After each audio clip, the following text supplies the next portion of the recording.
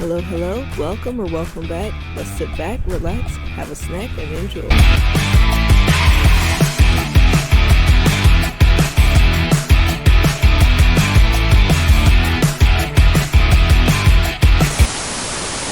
Sit at My Grave, Season 4, Sanity or Salvation, Chapter 7.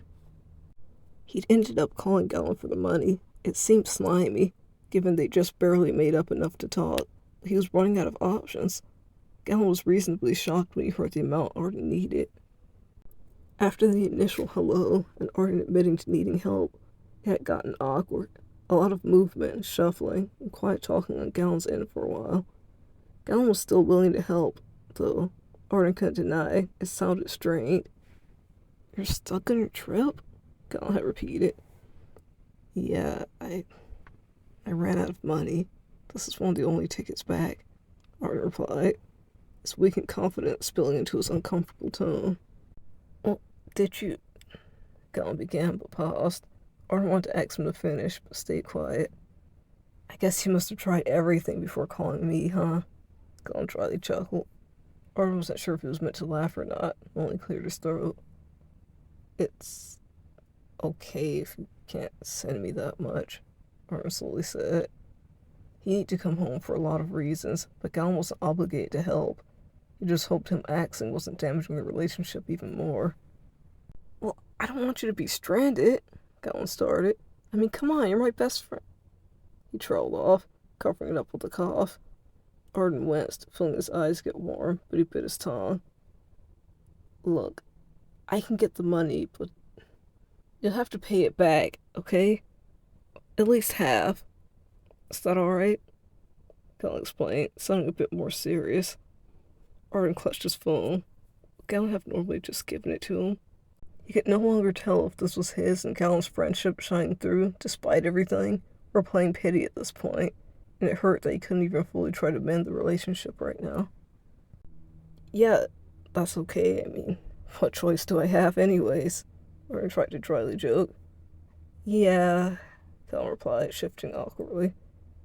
It's not just me, it's because of where I'm getting the money from. Things are a little strange right now for me, too. Yeah. Gallon rambled, stuttered. He seemed to try and stop himself. "Maybe we could talk about what's been happening at college once I get back," Arden suggested after a pause. He had no idea how it would be like interacting with everyone after everything, but he was still feeling sick with the tension between him and Gallon. Gallon stayed silent. Did he even believe that he cared about his experiences anymore after he'd been so dismissive? Or was he chalking it up to him just acting friendly because he was in a bind? Arden wasn't sure. Lately, every step he took felt shaky, leaving doubts in his wake. Even with his struggles, there was still the one goal he marched towards, even if he only saw it through his own foggy lens. He could almost laugh at his old false confidence. "Yeah, we should catch up," Gallon agreed, a bit of levity finding its way back into his voice. Or wanted to ask further what was going on with him. From what he knew, Gallon wasn't alone and lost like he was, but having a friend to talk to when things felt so out of place would feel good for anyone, regardless of the situation. Then again, maybe Gallon needed more help than he knew about. He had always been too selfish to even ask. "Well, you should hurry and catch the flight, Arden," Gallon spoke up before he could. Gallon could feel it taking into him to ask more questions. One of the people he used to call his closest friend was stranded somewhere. One of the last things they'd done recently was fight. It didn't feel right. Clearly Arden wasn't handling himself well, and he did feel sorry for him. Their situations weren't the same. They'd both thoroughly established that, but having fallen into his own troubles, where he hadn't made the best decisions, he felt the need to try and eliminate a bit more of the tension between them. "And, about your message and our talk," Gallon continued clumsily. Arden tensed. He didn't think it would be that easy to get their friendship to where it was. In fact, he knew he didn't deserve it. How could he even be worried about these types of things when he knew what he was still doing? Even with that knowledge, he couldn't help but wonder if this would be the last time Gallon would help him. What if he was done with him after this? He didn't want to lose their friendship. "I have to admit, I didn't like the way you spoke to me. When I heard your message, and after what happened recently, I can honestly say I am sorry. I wish we could talk about what you're going through more and I could help you, but I guess I just don't get it, Arden, Galen confessed. He still felt himself tense as he said this, and while he was still kicking himself for apologizing to Arden, at least now he felt Arden must have acknowledged how unfairly he was treating him and cared about a friendship with him.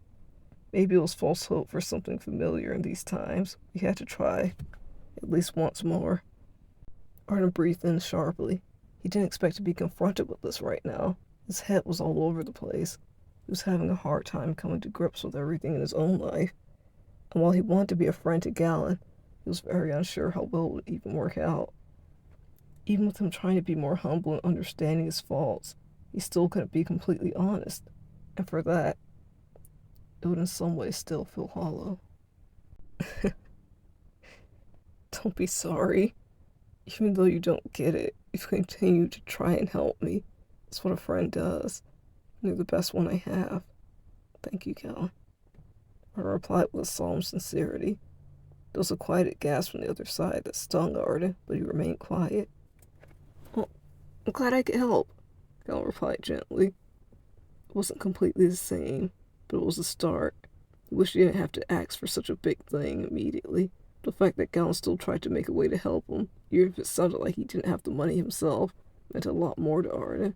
It meant he still had a chance. He was grateful for that, even if he knew it wouldn't last.